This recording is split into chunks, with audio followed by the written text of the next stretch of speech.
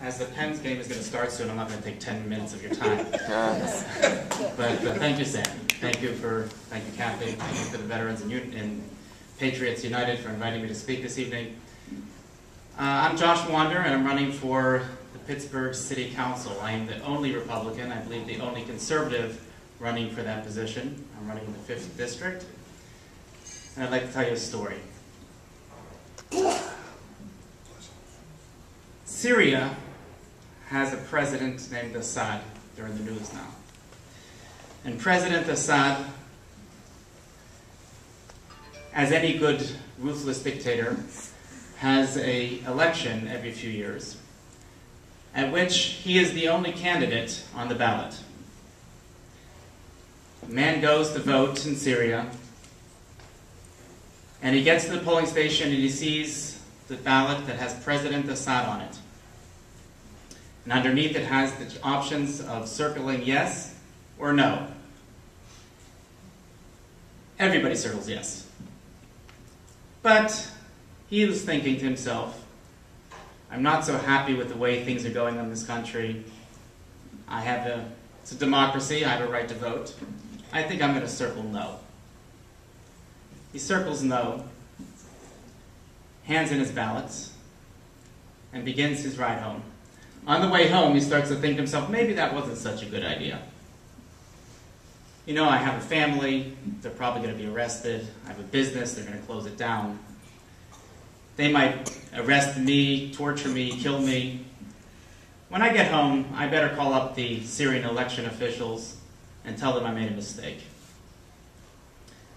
So he gets to his house and he calls up the election authorities and he says, you know, I was in there earlier and I voted. And I circled no, but I really made a mistake. I really meant to circle yes. So the man on the other side of the phone said, that's all right. We knew you made a mistake when you handed in the ballot, so we just changed it to yes.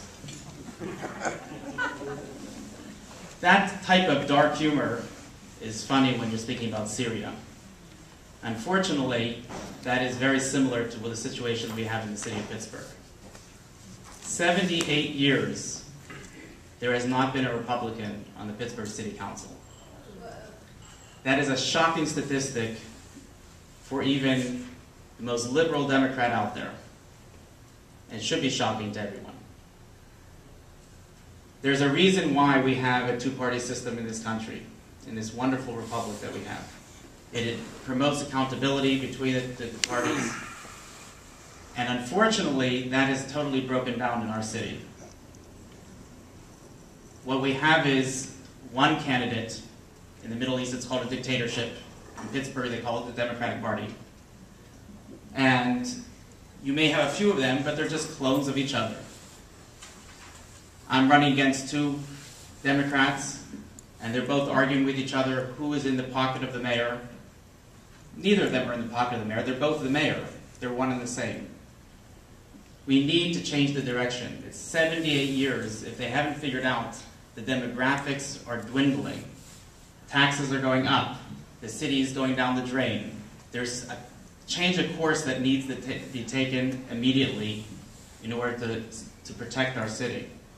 Now, I can speak about my great accomplishments and how I was a combat veteran, and I worked in law enforcement, how I have advanced degrees, and I have much more experience than my other candidates, my other opponents. That's really not what's at stake here. What's at stake is our democratic process, because we have a system here that's broken. And in order to fix that system, I need the help of every one of you.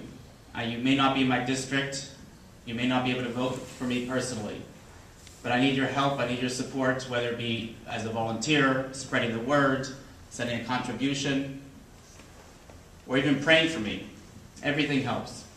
I appreciate your time. I thank you for speaking. If anybody has any questions, I'm happy to answer them. I want to say thank you for your service. Even though it was with the Israelite Defense Forces, as a man of principle, you put your life on the line. And that's something that everybody here in this room admires. So we do appreciate that. Thank you very much. Thank you.